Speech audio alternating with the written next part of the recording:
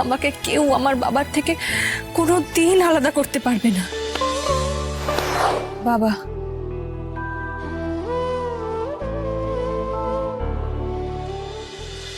আমি ঈশ্বর দেখিনি কোনোদিন, তবে তবে আমি বাবাকে দেখেছি।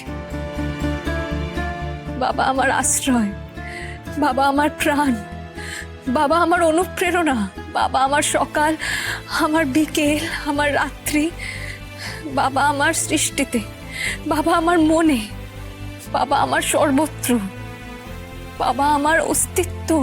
সমুদ্র থেকে যেমন ঢেউকে আলাদা করা যায় না, ঠিক তেমনি আমাকে কেউ আমার বাবার থেকে কোনোদিন আলাদা করতে পারবে না।